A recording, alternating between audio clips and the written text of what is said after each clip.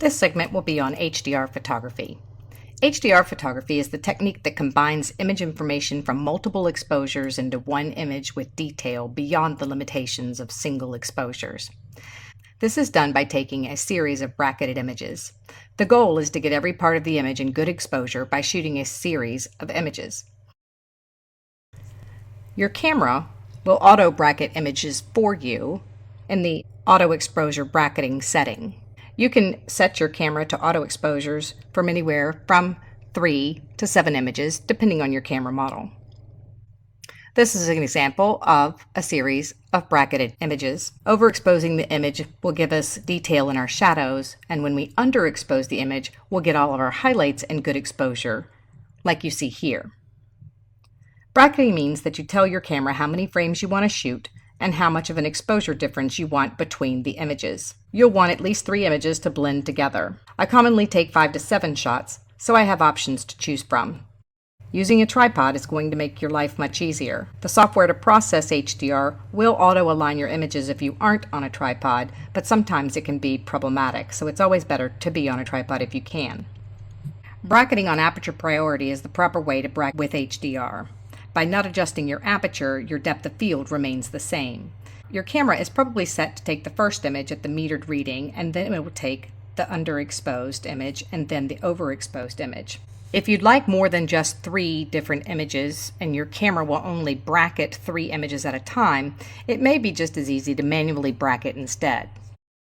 To manually bracket, you're going to use your light meter indicator to get you your starting exposure. You want the average exposure where you have most everything in good light. From there, you're going to adjust your shutter speed 2 clicks to the right, which is going to give you a darker image. And again, 2 more clicks to the right will get you another darker image. Now you need to go back to your starting place, so 4 clicks to the left. Take it 2 more clicks to the left and you'll get a little bit brighter image than your average, and 2 more clicks to the left will get you an even brighter image from there still. Then you know you have all the ranges that you will need. Once you have the images that you need, it's time to merge your bracketed images together. There are several different companies that make really good HDR processing software. This is Nik software, which Google bought out, and it's now a free collection, which used to have to be paid for. There's also Photomatix, which is good as well, although it has a price of $99. Once you install the software, it's very simple. Once you have all of the exposures that you need, you're going to bring them into Photoshop.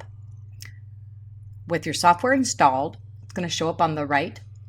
We're going to go to Merge Multiple Image Series.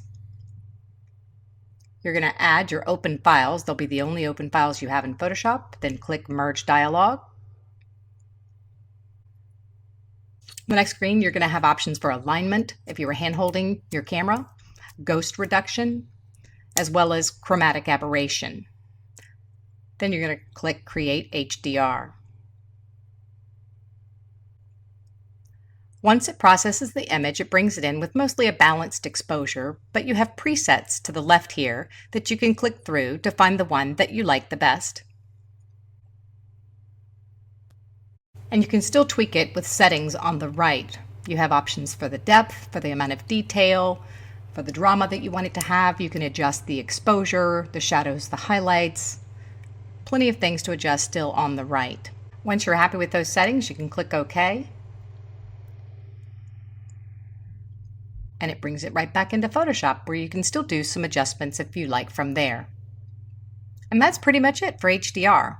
It's a lot of fun and certainly can add a surreal feel to your images.